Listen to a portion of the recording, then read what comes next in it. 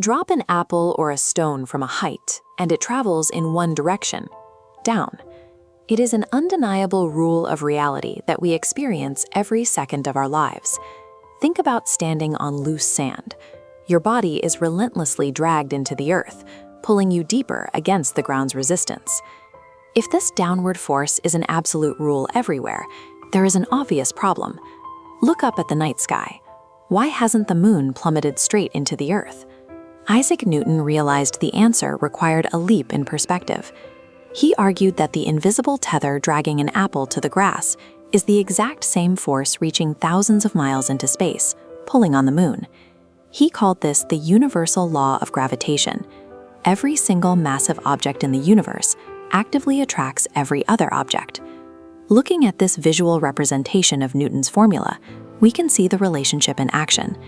Make the objects more massive, and the attraction gets stronger. But move them apart, and the force drops off rapidly based on the square of the distance between them.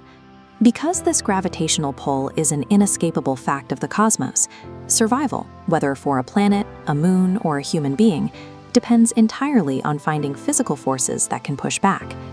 Imagine tying a small stone to a piece of string and whirling it around.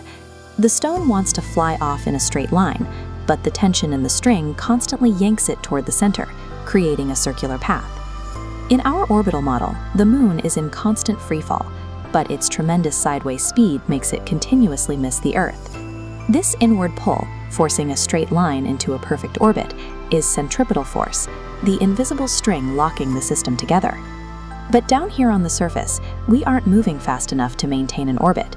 We experience gravity in a much more direct, crushing way. To understand this interaction, we have to separate mass from weight. Mass is the absolute amount of matter inside an object. That stays constant anywhere. Weight is the actual downward force of gravity pulling on that specific mass.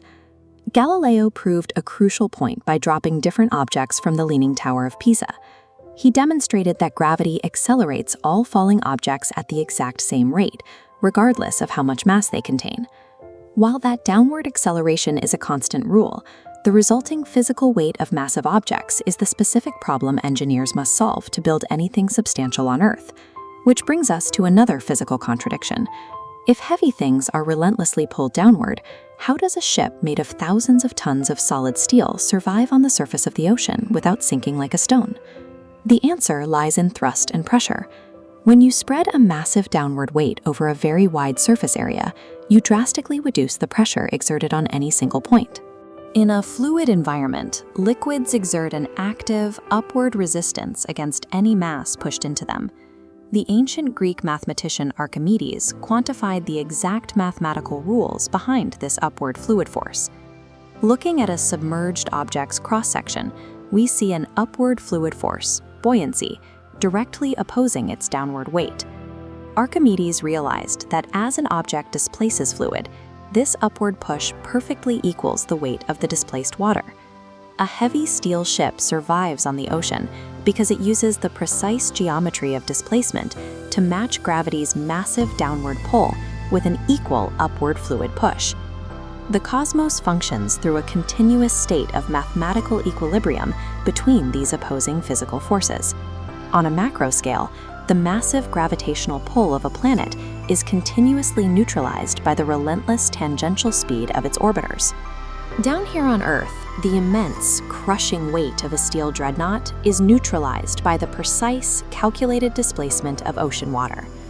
By uncovering these exact mathematical relationships, humanity stopped being helpless victims of gravity. We calculated satellite trajectories and engineered vehicles that can suspend themselves in the deepest trenches of the sea. The invisible forces governing our reality are rigid, observable rules. Once you map the math, you can navigate the universe.